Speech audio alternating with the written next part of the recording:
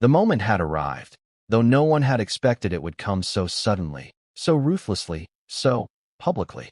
Imagine sitting in a room you thought was safe, a place where family and legacy are meant to protect you, and being told, without warning, that everything you believed about your status, your identity, and your place in history was about to vanish. Prince Harry had walked into that room just hours ago, expecting a routine discussion about the monarchy, maybe some minor logistics about his charity work, perhaps even a gentle reminder of the importance of public perception. But what he faced instead left him staggered, his mind reeling, and his heart pounding in a rhythm that felt like a countdown to some impending doom. King Charles, the very father who had once guided him through boyhood fears and royal expectations, had just spoken words that would redefine everything. The Duke of Sussex was no more. In its place, Earl of Dumbarton. The shock alone could have broken most people. But Harry? He stood frozen, speechless, and yet every nerve in his body screamed at him that nothing would ever be the same again. But before we continue, please subscribe and turn on the notification bell for updates. The story isn't just about a title. It's about power, legacy, betrayal, and the fragile threads that hold a royal family together when every glance, every whispered word, every public smile can conceal years of tension.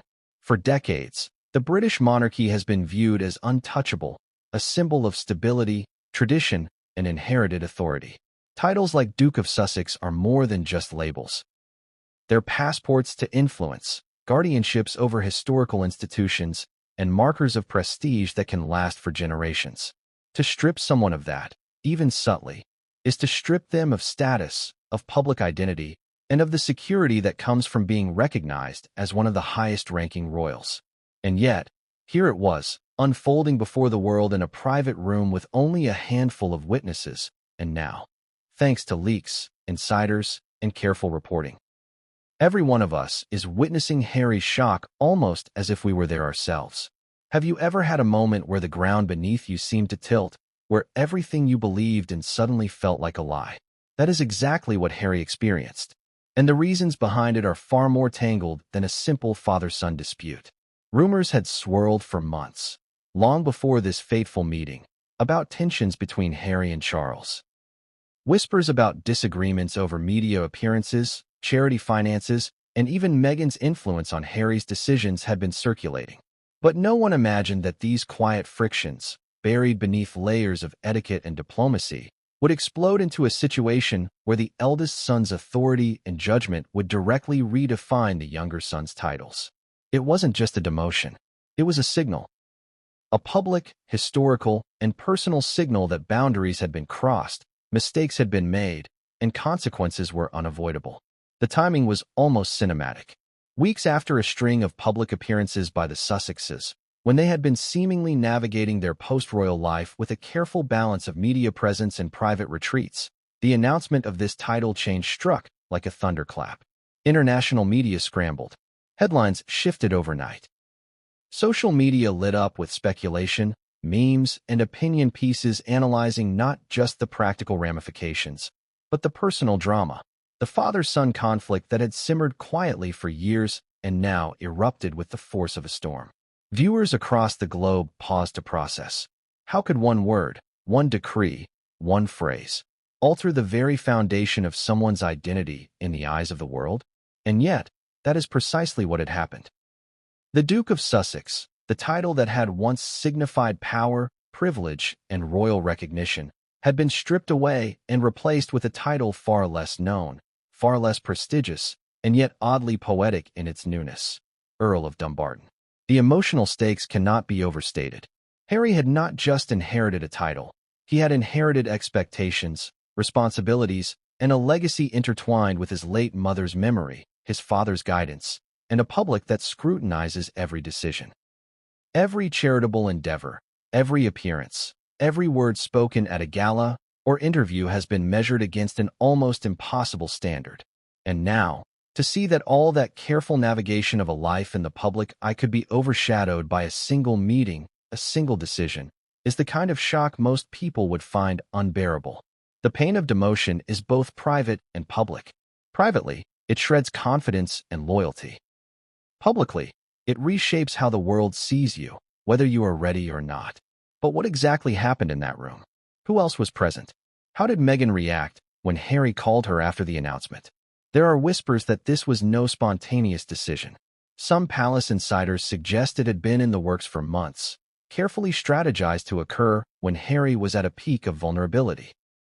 Others insist it was impulsive, an emotional reaction from King Charles himself, fueled by frustration, disappointment, or perhaps a desire to assert authority that he felt had been challenged. Either way, the results are undeniable. Harry was left shocked, and the monarchy faced a ripple effect that is only beginning to show its full magnitude. This story matters now more than ever because we are not just witnessing a private family dispute. We are witnessing history in motion. The line of succession, the distribution of royal duties, and the public perception of the monarchy are all in flux. Even small changes in title can cascade into legal, social, and financial consequences, not to mention the way the public perceives loyalty, power, and respect within the royal household. And yet, despite the gravity of this moment, there is a twist. The new title, Earl of Dumbarton, is not merely a placeholder.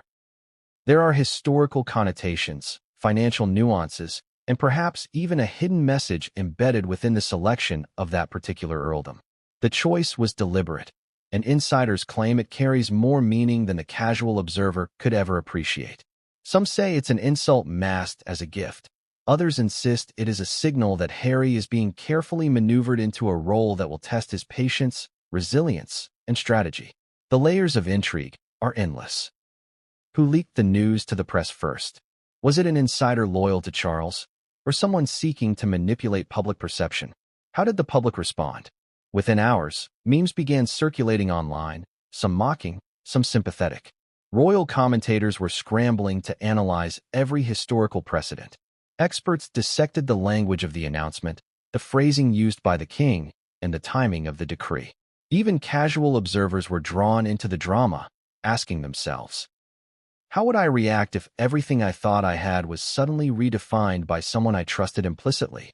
And perhaps the most important question of all lingers like a shadow over the entire monarchy. Can family loyalty survive when tradition, protocol, and personal grievances collide with such force? If you think this is just about a title, think again. This is about perception, about influence, about power being redistributed in ways that can ripple through generations. Every member of the royal family has been forced to reassess their own positions. Allies and advisors are weighing the implications for themselves. The Sussex's supporters abroad are analyzing whether this will change public support or simply escalate tensions. Meanwhile, the palace itself faces a delicate balance. Maintain order, protect the image of the monarchy, and prevent further leaks, all while navigating the emotional fallout that comes with demoting a beloved son in such a visible, high-stakes way. And yet, even amidst all this turmoil, one question persists. What will Harry do next? Will he accept the change quietly, retreating into a private life with Meghan? Or will he respond in ways that could ignite further scandal, media frenzy, and possibly even political repercussions? Some sources suggest he is already drafting a response, carefully considering every word for its impact both legally and publicly. Others claim he is too stunned to act, waiting to process the full gravity of the situation. And that uncertainty, that suspended moment before a major decision, is exactly what makes this story so compelling. Because while titles can be stripped and status can be reassigned, human emotion cannot be so easily controlled. Pride, betrayal, love, and anger are all elements in play, and the combination of those forces in a man like Harry is a powder keg waiting to ignite. By the time the news of his new title, Earl of Dumbarton, reached the press, it had already begun to reshape public conversations about the monarchy, family loyalty, and the very nature of inherited power. Analysts debated what this would mean for Harry's charitable endeavors, his international influence, and his place in history. Social media buzzed with speculation, sympathy, outrage, and mockery. Every meme, every tweet, every news headline reinforced a simple truth. This was not just a change in title. It was a seismic event, one that would define Harry's public and private life for years to come. And still, despite all the facts, the leaked conversations, the expert commentary, and the viral clips, one critical element remains a mystery. What exactly was said in that meeting, face to face, between father and son? What words cut the deepest? How much of it was official protocol, and how much was raw emotion spilling into the halls of history?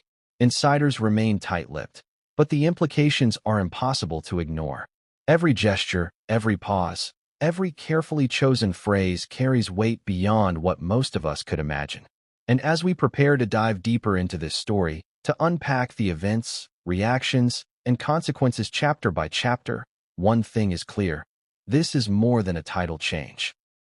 This is a drama that will echo across royal history, media narratives, and personal relationships for years to come. But what came next would change everything, and no one saw it coming. The air in the room was thick with anticipation, though on the surface, everything seemed calm. Prince Harry entered the private office, a room steeped in decades of history, adorned with portraits of past monarchs, and lined with the weight of expectation. The carpet muffled his footsteps, yet each step echoed in his mind like a warning he wasn't ready to hear.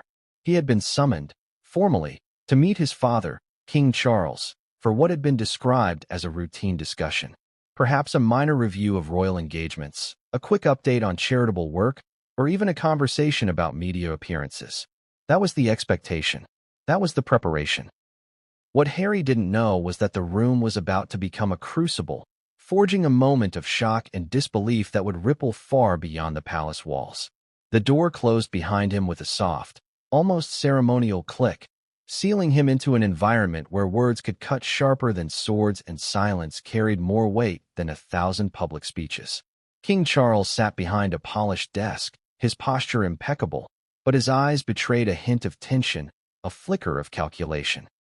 Advisors lingered at the edges of the room, their expressions carefully neutral, trained to conceal any hint of allegiance or emotion. But even the most practiced courtiers couldn't completely mask the undercurrent of anticipation. They knew, perhaps better than Harry did, that this meeting was unprecedented, that it was a pivotal turning point, that a line was about to be crossed. Harry's initial greeting was polite, formal, almost ceremonial, yet there was a nervous tension in his body he couldn't shake. This wasn't just another family meeting. It carried the weight of history, tradition, and expectation. Every movement, every word, every pause would be scrutinized, analyzed, and remembered.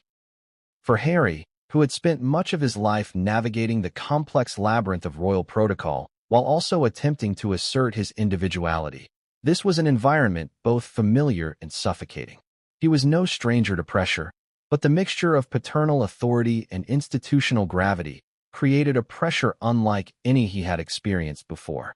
He had faced the world's media, hostile interviews, and the relentless gaze of public opinion. But this was intimate, personal, and infinitely more disorienting. King Charles began the conversation with measured words, soft but deliberate. On the surface, he spoke of responsibilities, family expectations, and the delicate balance of personal desire versus public duty. He mentioned charitable obligations, the importance of maintaining the monarchy's image, and the subtle dance of appearances and influence. Harry nodded, listening, absorbing the familiar themes, believing he was prepared to respond with the grace and diplomacy that had been drilled into him since childhood. Yet, there was a subtle shift in tone, a slight inflection, that Harry caught instinctively, one that suggested this meeting was anything but routine. It wasn't a discussion, it was a prelude. And what came next would shatter his expectations completely. Then the words came. Not harshly, not with anger, but with an authority that brooked no argument. The Duke of Sussex title would no longer be his. In its place, he would be known as the Earl of Dumbarton. Harry froze, his mind struggling to process the words. There was no immediate explanation, no preamble, just a statement that carried the weight of irrevocable change. He could feel the blood drain from his face, a cold shock traveling through his veins, as if every word had struck him physically. His body reacted before his mind could catch up, muscles tense, jaw tight, heart racing, and a confusion that was almost painful in its intensity. For a moment, the room seemed to shrink, the portraits on the wall bearing silent witness to the unfolding drama. He looked at his father, searching for an expression, a clue, a hint of jest, but found none. King Charles's face was calm, composed, but impenetrable, as though the decision had been weighed for years, and any further discussion was superfluous. The advisors maintained their professional poise, but their eyes flickered occasionally, betraying the tension that hung over the space like a storm cloud. Harry's mind raced. Why now? Why this title? Was this a reaction to something he had done? Something Meghan had influenced? Or was it simply a calculated move to reassert authority, a reminder that no one, not even a son, is untouchable within the monarchy? As the seconds stretched into an eternity, Harry struggled to respond. He opened his mouth to speak, to question, to argue, but the words felt heavy, awkward, trapped between loyalty and incredulity. There was a sense of disbelief that not even his years of royal training could prepare him for. Losing a title was more than symbolic. It was a redefinition of identity, an alteration of public perception, and a blow to the very concept of legacy. The Duke of Sussex was a title tied to his mother's memory, to his father's guidance, and to the public persona he had cultivated over years of visibility. And now, in a matter of moments, it was being stripped away, replaced with a name he had scarcely heard before, one that carried far less recognition and prestige. Harry's thoughts drifted for a moment. Was this about perception, punishment, or both? Every royal knows that titles carry influence beyond the ceremonial. They shape access, control public narratives, and command a certain deference from both the public and peers. Losing the Duke of Sussex title didn't just change how he was addressed in public. It altered his role in the monarchy, his standing in charitable networks, and potentially even the legal and financial privileges that had long been attached to it. The Earl of Dumbarton, while historically significant, lacked the visibility, weight, and emotional resonance of his previous title. The distinction was subtle to an outsider, but to someone living inside the intricate machinery of royalty, it was seismic. Harry's gaze shifted toward his father again, searching for justification, for reasoning, for some explanation that could soften the blow. But King Charles's calm remained impenetrable. He spoke further, outlining the official reasoning, citing tradition, precedent, and the subtle obligations that come with inherited privilege. Yet, the words sounded hollow to Harry, as if the rules themselves had been weaponized, turned into a mechanism of control. There was no warmth, no acknowledgement of personal feelings, no recognition of the decades-long bond between father and son. Just a formal, calculated reassignment of identity, a sentence delivered with regal precision. The tension in the room was almost unbearable. Advisors shuffled papers quietly, avoiding eye contact, aware that any gesture could escalate the situation or reveal bias. Harry's pulse quickened, each beat echoing like a drum in the cavernous office. There was a profound sense of isolation, a sudden awareness that despite the presence of familiar faces, he was navigating the emotional landscape alone. He could feel the weight of history pressing down on him, the invisible eyes of ancestors, courtiers, and public opinion scrutinizing his every reaction. This was more than a personal moment. It was a public spectacle and microcosm, witnessed only by a handful, but destined to become the center of global attention. Then came the moment Harry realized the implications fully. This wasn't a temporary adjustment or a minor rebranding. This was a statement that authority, influence, and recognition within the royal family could be revoked at a moment's notice, that loyalty and service did not guarantee preservation of status, and that even the closest bonds were subject to political and personal calculus. There was a sting of betrayal, sharp and immediate, but also a seed of determination. Harry understood, in that instant, that the path forward would require not just emotional resilience, but strategic thinking, careful public engagement, and perhaps a readiness for confrontation. He attempted to respond, to articulate his disbelief, but the words faltered. How do you question the very institution that raised you, that defined your public identity, without risking further alienation or escalating conflict? How do you reconcile the personal pain of perceived betrayal with the necessity of maintaining composure in a room where every nuance is recorded in memory and scrutinized in context?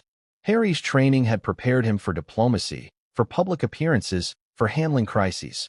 but not for this raw, intimate moment where the machinery of royalty collided with family ties. As the meeting drew toward its formal close, the room held an almost unbearable tension.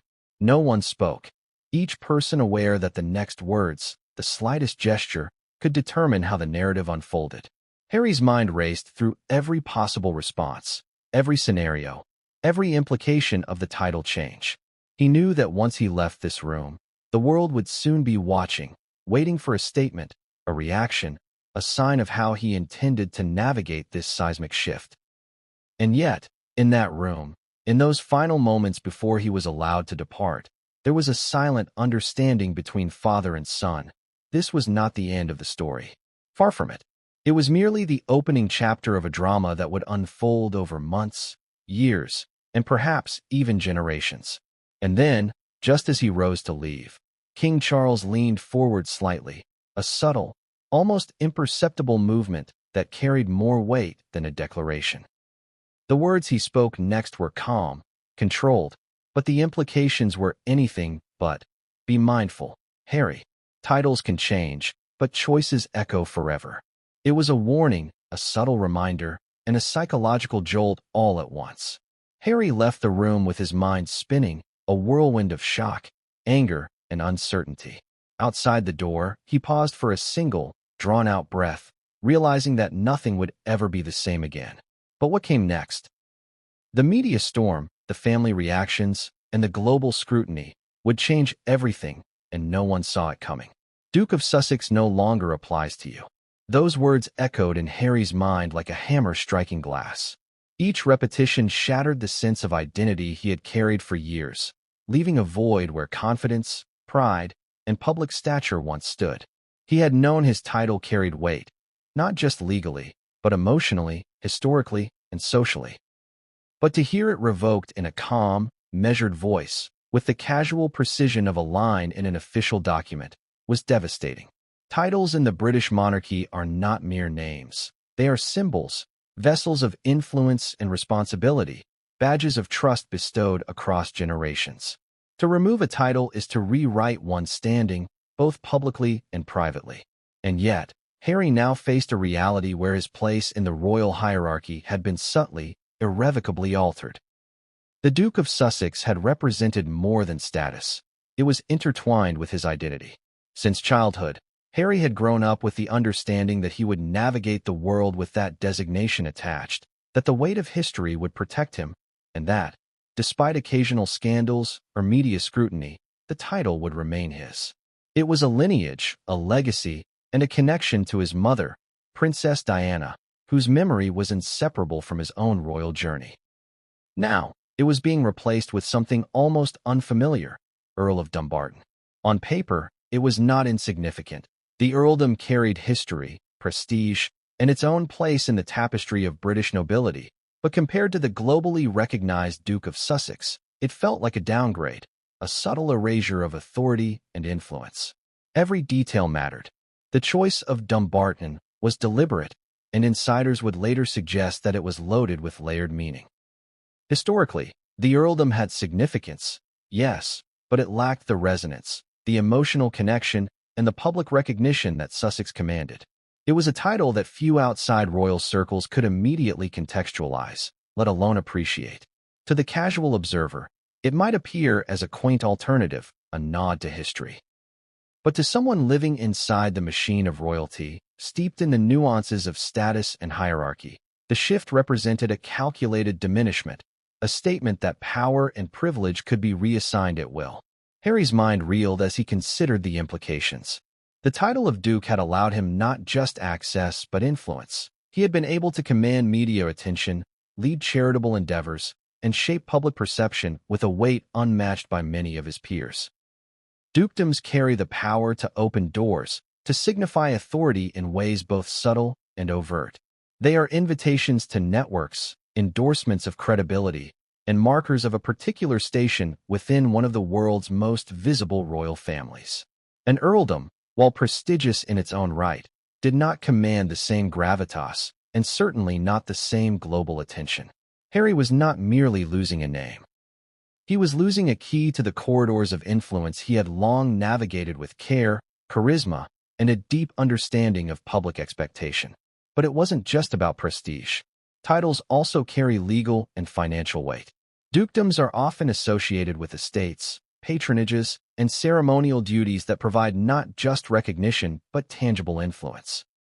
While the specifics of Harry's holdings had always been carefully managed and sometimes contested, the Duke of Sussex title conferred leverage in ways that the Earl of Dumbarton would not. It affected how he could act in charitable arenas, how he could position himself in negotiations with the media, and even how he would be perceived in legal matters tied to royal obligations. The change was subtle in official records, but seismic in practical terms. It reshaped the playing field entirely. Consider the symbolism. Public perception is everything in the monarchy, and the difference between a duke and an earl is a visual cue that carries immense power. A Duke of Sussex is commanding, recognized, and historic. An Earl of Dumbarton is more obscure, almost quaint, and far less impactful in public consciousness. It is a redefinition of stature, a recalibration of influence, and a public signal that one's position is neither permanent nor guaranteed. In Harry's world, where every appearance, every interview, and every public initiative is dissected for meaning, the loss of the Duke title carried consequences far beyond what a casual observer could measure. The emotional weight was immediate. Harry felt an almost visceral reaction, a mix of disbelief, anger, and a profound sense of personal betrayal. It was not just the loss of a label. It was the erasure of a symbol that had defined much of his adult life. Titles in the royal family are not ceremonial. They are woven into identity, legacy, and even self-perception. To lose a title is to confront the fragility of reputation, the impermanence of public favor, and the painful reality that familial love does not always translate into institutional security. He had navigated scandals, public scrutiny, and media attacks before, but none had prepared him for the subtle brutality of a title reassignment in a quiet room, far from the cameras, yet destined to reverberate across the world. And yet, as the initial shock subsided, questions began to emerge. Why now? Was this a reaction to recent events, past missteps, or an assertion of authority from King Charles himself? Did it have anything to do with Meghan, with media appearances, or with the perceived divergence from royal expectations? Advisors whispered, memos circulated, and palace insiders speculated endlessly. Some claimed this had been planned for months, a deliberate recalibration of titles timed to coincide with public appearances to maximize visibility of the shift without overt confrontation. Others argued it was an impulsive move, born from frustration, disappointment, or even personal offense.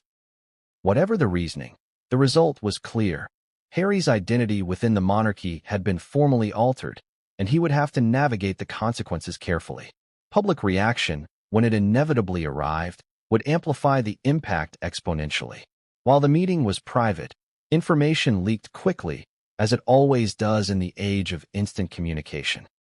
Social media would erupt with speculation, tabloids would dissect every nuance of the decision, and royal commentators would debate the historical precedents, the symbolic implications, and the personal ramifications.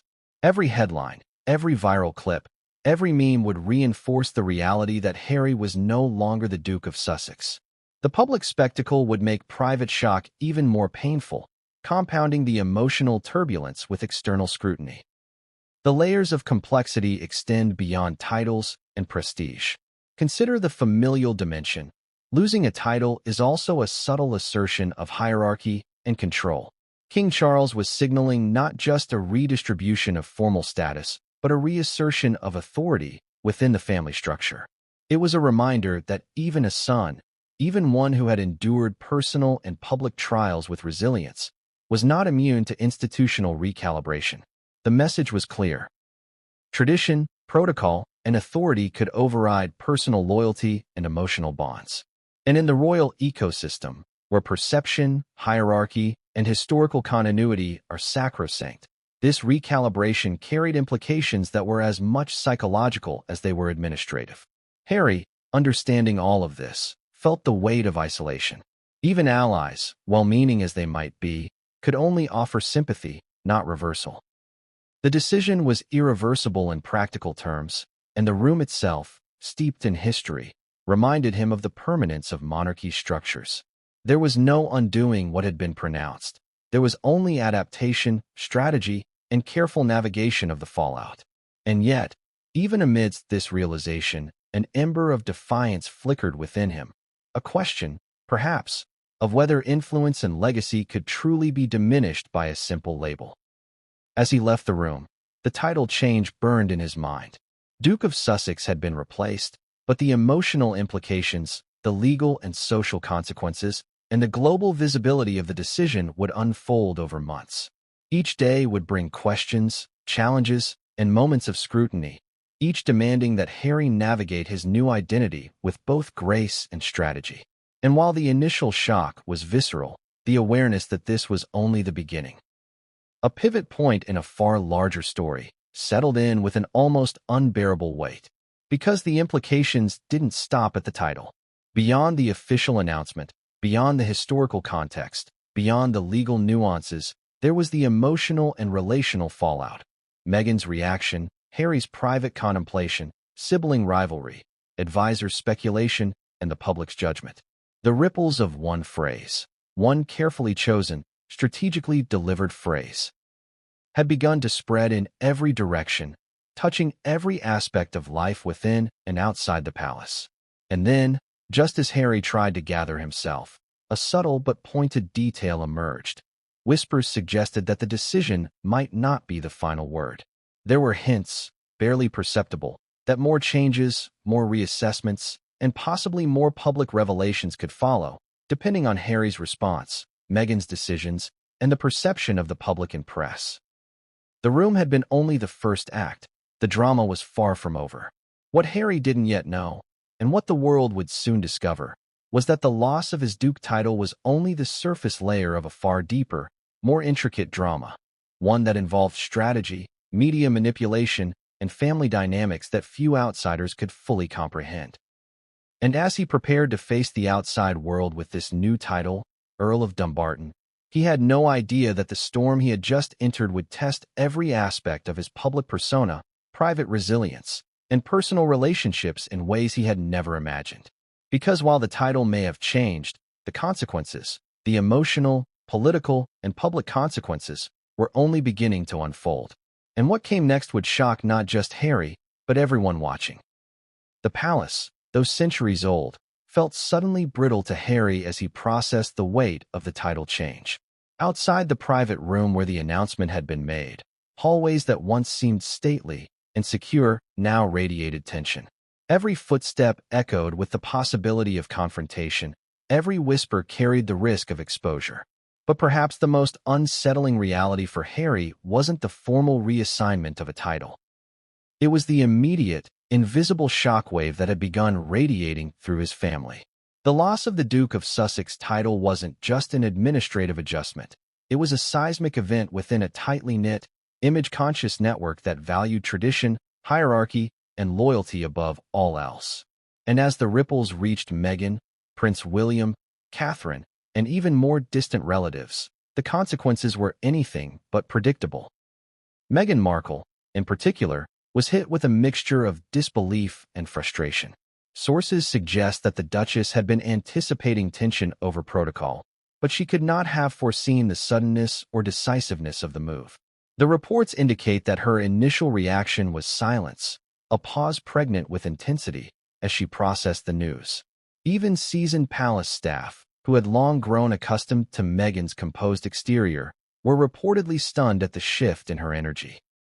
Her eyes darkened, jaw set, and a calculated intensity settled over her face.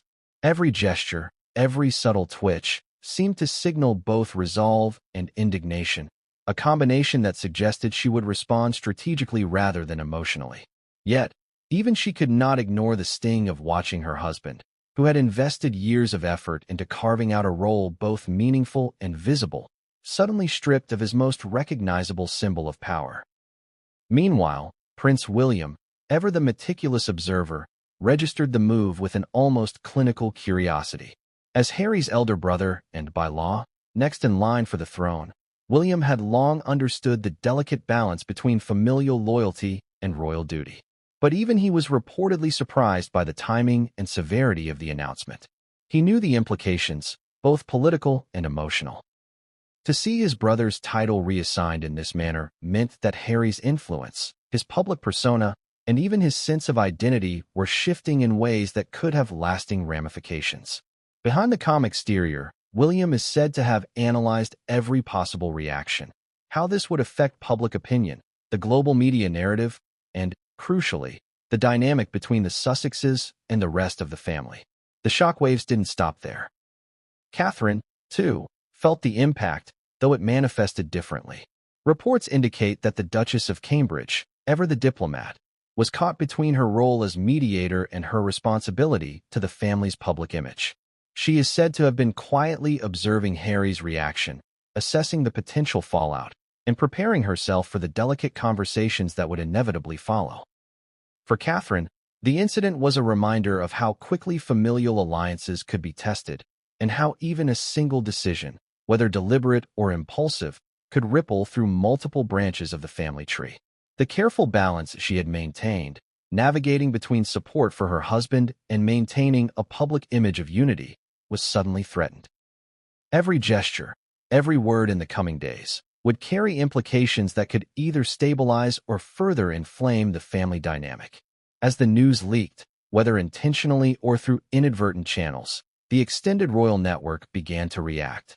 Cousins, advisors, and distant relatives reportedly took sides, weighed their loyalties, and contemplated how the shift would affect their own positions. Some were sympathetic to Harry, recognizing the personal injustice of the demotion. Others aligned with the reasoning behind the decision, interpreting it as a necessary correction, a reinforcement of hierarchy, or a strategic move to protect the monarchy's image. The mixture of loyalty and calculation created an invisible battlefield, one where alliances were as crucial as appearances, and every decision was scrutinized for its potential impact on both public perception and private relationships. Emotional tension within the family was palpable. Observers report that even casual interactions became charged with significance. A raised eyebrow, a delayed response, or a moment of hesitation in conversation could be interpreted as criticism or support, depending on context. For Harry, each interaction became a test, a minefield of subtle signals and loaded gestures. The psychological weight of navigating this environment, already amplified by the shock of losing his title, intensified the emotional strain. Every smile was measured, every tone scrutinized, every glance assessed for hidden meaning. It was a scenario where even silence carried power, and every word spoken could inadvertently tip the balance of perception and influence. Insiders suggest that Meghan immediately began strategizing, not just about how to support Harry emotionally, but how to respond publicly and privately to the implications of his new status. The Duke's, or rather, the Earl's, network of charitable affiliations, patronages, and media engagements would now require delicate recalibration. Every interview, every appearance, every charitable initiative was subject to re-evaluation under this new title, and Meghan reportedly recognized that this was a critical juncture.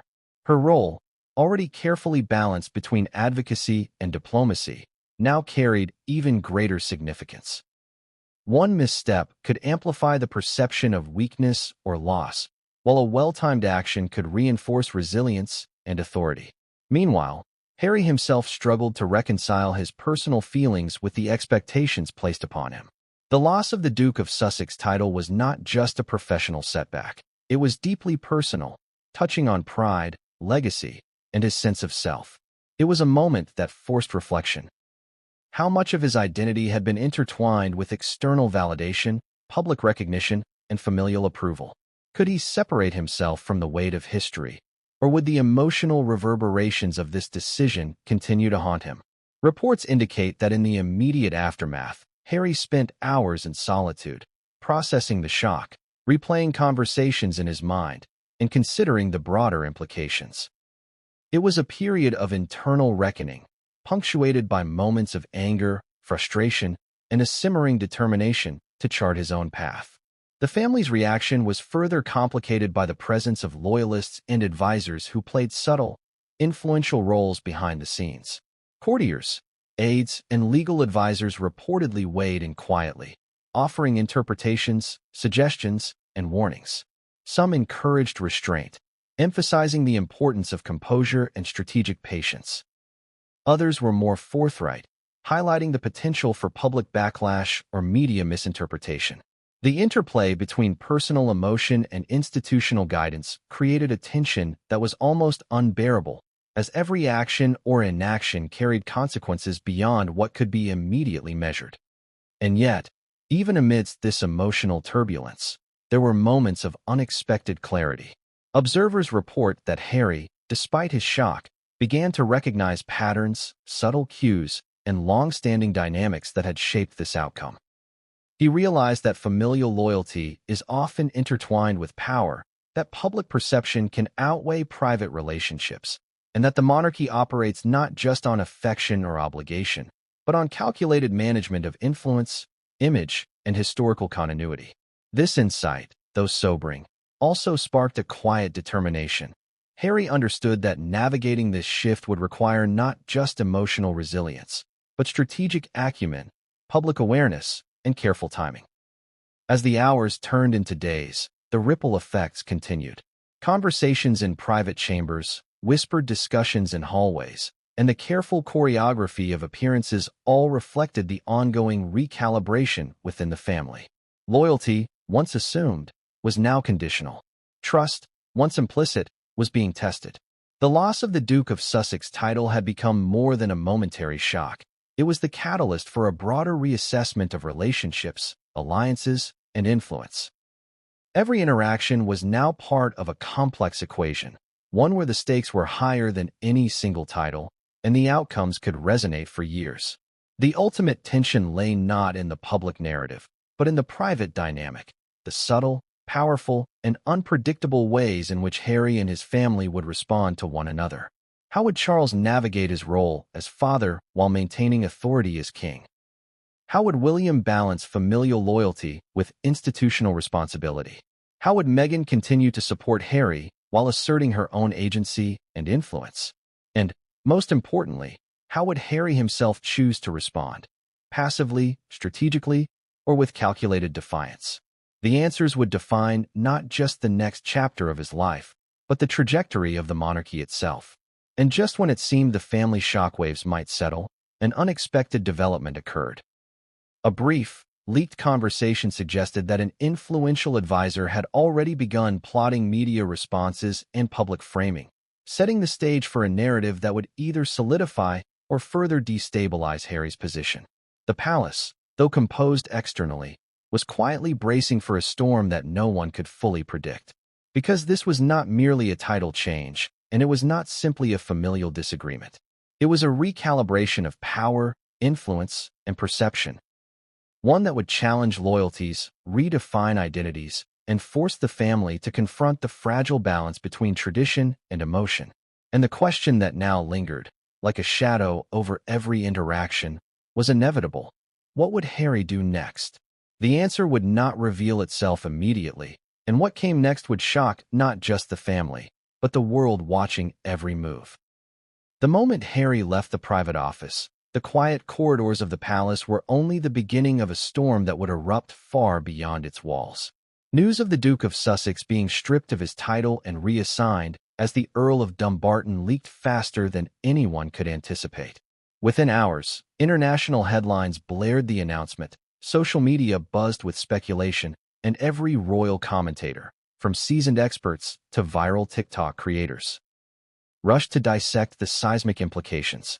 The private shock Harry had endured transformed into a public spectacle almost instantly, magnifying the emotional impact and elevating the situation from personal betrayal to global news drama. For Prince Harry, the press storm hit like a physical force. He had navigated media scrutiny before. Of course, every public appearance, interview, and charitable event subjected him to commentary, critique, and analysis. But nothing in his experience compared to the intensity of this moment. This was not a scandal in the traditional sense. It wasn't about a controversial remark or a poorly timed interview.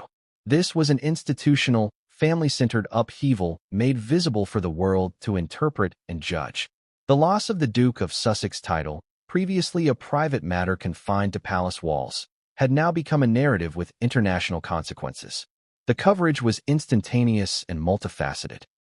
British tabloids treated it as a shocking family drama, highlighting the father-son tension and speculating on the underlying causes of the demotion.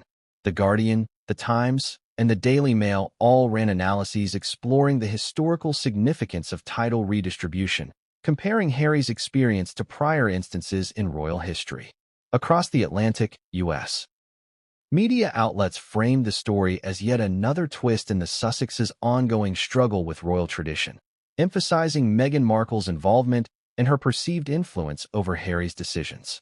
Headlines ranged from sympathetic, Prince Harry's title stripped, a personal blow, to sensationalist, Earl of Dumbarton, Duke no more, royal scandal unfolds, each amplifying the tension in different ways. Social media added a new layer to the storm. Twitter, Instagram, and TikTok users debated the change with fervor, posting memes, sharing historical comparisons, and even speculating on Harry's next moves. The reaction was polarized. Some defended Harry, framing the loss as unfair, excessive, or cruel. Others sided with the monarchy, interpreting the reassignment as a necessary step to reinforce authority and hierarchy.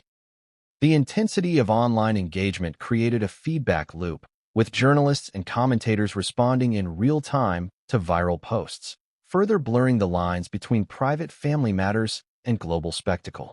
The speed at which information traveled only heightened the stakes. Within minutes of the first leaks, palace aides were scrambling to manage both the factual accuracy of reports and the emotional fallout. Statements were drafted and revised, some sent to journalists, others quietly circulated to trusted media contacts. Every nuance of language mattered. A misplaced word could be interpreted as criticism, anger, or public defiance. The optics of the story, the framing of Harry as a victim, a rebel, or a disgraced royal, were just as significant as the facts themselves. The palace understood that perception could outweigh reality, and in a situation like this, perception could define history. Harry and Meghan, meanwhile, were forced into a dual role, processing personal shock while preparing for public response. The Duchess of Sussex reportedly spent hours reviewing potential messaging strategies, carefully weighing every sentence for impact, tone, and long-term consequences. Meanwhile, Harry wrestled with anger, disbelief, and a simmering sense of injustice. Every media mention of his new title, the Earl of Dumbarton, felt like a spotlight highlighting vulnerability, a constant reminder that the world was watching him adjust to a new identity. The combination of private turmoil and public scrutiny created an emotional pressure cooker that few outside the palace could comprehend. The press storm also magnified historical comparisons and expert analysis. Royal historians weighed in, drawing parallels to past cases where titles were reassigned, dukedoms revoked, or heirs subtly diminished. They dissected the strategic nature of the reassignment, noting that titles are rarely changed arbitrarily. Each carries social, political, and symbolic meaning. The Earl of Dumbarton, while prestigious, lacked the immediate resonance of Sussex, highlighting the calculated nature of the shift. Commentators emphasized that this was as much about signaling loyalty, hierarchy, and power as it was about formality. It wasn't just a family decision, it was a carefully choreographed public narrative. Across Europe, media coverage drew attention to the subtle interplay of history, symbolism, and influence. German, French, and Italian outlets analyzed the move through cultural lenses, discussing how royal titles and lineage carry societal significance beyond the United Kingdom. They noted that stripping a title is more than administrative. It's a statement about identity, status, and belonging. In every corner of the globe, readers and viewers were being invited to consider not just the personal drama, but the larger implications for monarchy, tradition, and the intricate web of royal influence. Within the palace, the internal reactions were no less dramatic. Courtiers and aides watched the media unfold with a mix of anxiety and fascination. Some were tasked with damage control, quietly managing leaks, preparing statements, and monitoring social media chatter. Others were reportedly observing, curious to see how Harry and Meghan would respond, aware that their reaction could influence public perception and potentially shape future royal strategy. Every gesture, every comment, every interview would be scrutinized for signs of dissent, defiance, or reconciliation. The stakes were enormous, not just for Harry personally, but for the monarchy's broader image and credibility. The social dimension of the press storm added another layer of complexity. Public opinion surveys, trending hashtags, and viral discussions created an environment where Harry's every move was analyzed and debated.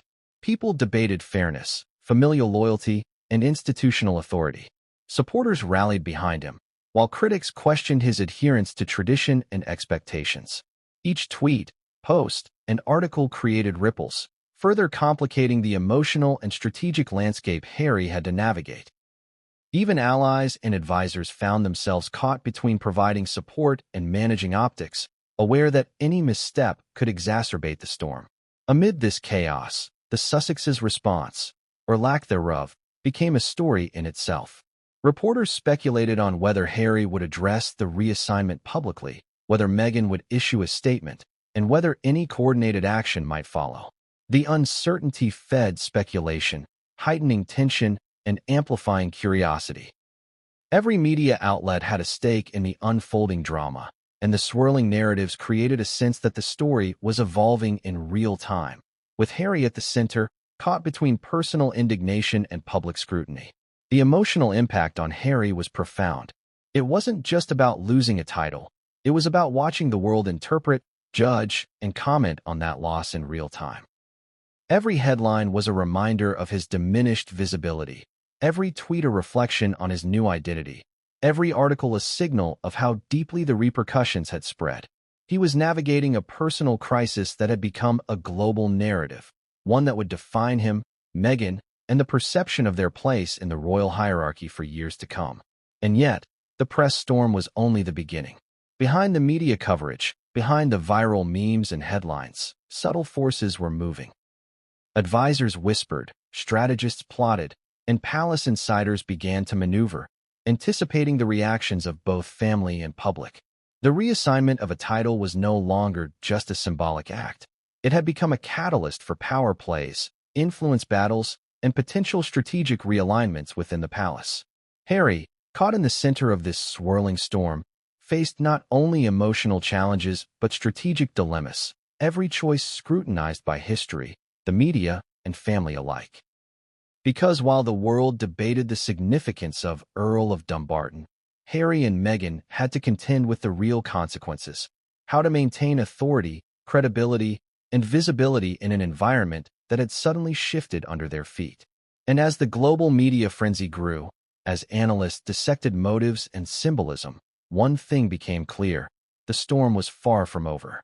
The reassignment of a title had ignited a chain reaction, and what would happen next? Inside the palace and across the world would be unpredictable, intense, and, for Harry, deeply personal. What happened next would redefine how the Sussexes navigated media, family dynamics, and public perception. And the world was about to see how far-reaching the consequences of a single sentence could be. The moment Harry learned he would no longer hold the Duke of Sussex title, the immediate emotional shock was only the beginning. Titles in the British monarchy are more than symbolic. They carry legal weight, financial implications, and operational authority. A title isn't just a name on a letterhead. It is a framework that defines privileges, responsibilities, inheritance rights, and the ability to act within the complex machinery of the monarchy. Losing a dukedom, then, is not just a blow to personal pride. It's a shift in legal and financial status that reverberates across multiple dimensions of life, both public and private. For Harry, the ramifications of this change were vast, immediate, and far more complicated than he could have anticipated. First, the legal consequences of title reassignment are intricate. Dukedoms, like Sussex, are linked to patents granted by the Crown, which are formalized in letters patent. These documents define the rights, privileges, and lineage associated with the title. When a duke loses his title, it can affect everything from the right to use specific ceremonial insignia, to legal recognition in matters of inheritance or patronage. The Earl of Dumbarton title, while historically significant, did not carry the same legal standing in certain contexts. Certain estates, patronages, or ceremonial privileges previously associated with the Sussex dukedom would require reassessment or transfer. In essence, Harry now had to navigate a web of legal intricacies while simultaneously managing the personal and emotional fallout. Every decision he made would need careful consideration to avoid unintentionally undermining his rights or influence. Financial implications were equally critical. Dukedoms are tied, historically and operationally, to certain financial privileges. While Harry's exact financial arrangements have always been private, it's understood that the Duke of Sussex title carried symbolic weight that translated into fundraising opportunities, sponsorships, and media influence. Public perception affects financial leverage. Charities and institutions often weigh the prestige of association with a high-ranking title when seeking endorsements, support, or funding. Losing the Duke title, therefore, could subtly diminish Harry's ability to attract resources for his initiatives, affecting both the reach and perception of his charitable work.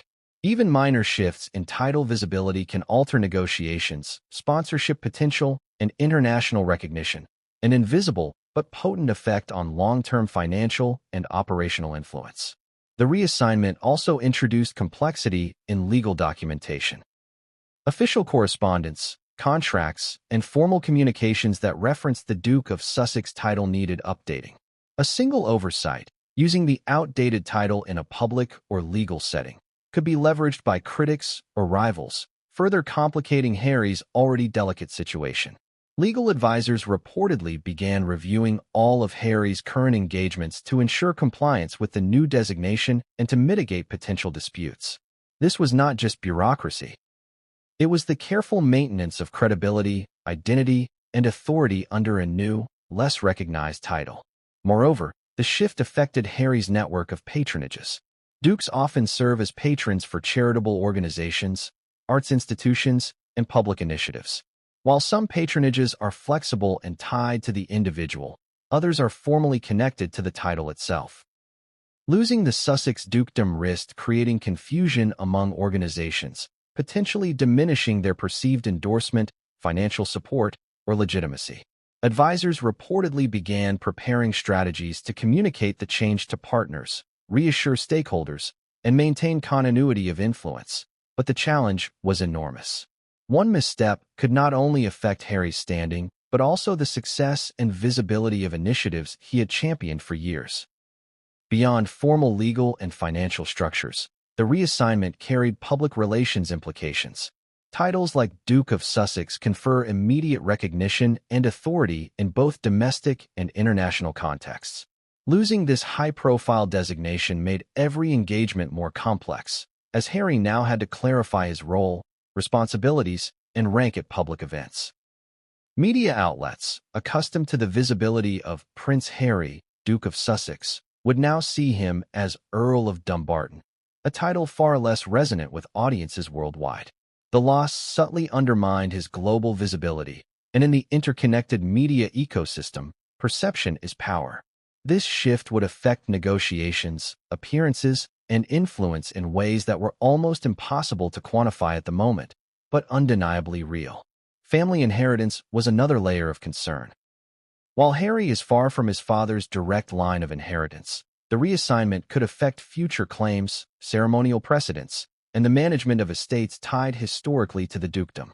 Estates associated with titles often carry privileges, property rights, and ceremonial responsibilities that can impact family dynamics and influence. The reassignment could potentially limit Harry's formal involvement in certain historical trusts, ceremonial duties, or royal responsibilities tied to the Sussex dukedom. These legal nuances, though subtle, compound the sense of displacement and underscore the tangible consequences of what might otherwise appear as a symbolic change. Advisors and courtiers immediately began assessing risk mitigation strategies. Sources report that legal teams were tasked with reviewing Harry's ongoing commitments, contracts, and affiliations to ensure no inconsistencies with his new title. Public communications had to be carefully drafted to preserve his image while explaining the change. Every action, statement, or appearance would now be scrutinized not only for content, but for the implicit signal of status. One poorly phrased comment could be amplified by critics, historians, or media outlets, further complicating the fallout. Harry faced an unprecedented combination of personal and professional challenges that required careful legal, financial, and strategic navigation simultaneously. The media added yet another layer of pressure. Headlines focused on the perceived humiliation of the title change, framing it as a punishment or family betrayal. Analysts debated historical precedent, discussing whether previous reassignments had been handled more subtly or publicly. Social media erupted with speculation, memes, and commentary, amplifying the perception that Harry's influence and authority had been dramatically diminished. Every international news segment, every viral post, and every op-ed contributed to the growing sense that the title reassignment was both a personal blow and a public spectacle. Emotionally, the intersection of legal and financial fallout was overwhelming. Harry had long been conscious of his position within the monarchy, aware that prestige, influence, and legacy are intertwined. Losing the Duke of Sussex title was not just a symbolic gesture. It was a recalibration of power that affected both his external engagements and internal sense of identity. Advisors reportedly noticed his brief moments of anger, frustration, and disbelief, mixed with an analytical assessment of the new circumstances.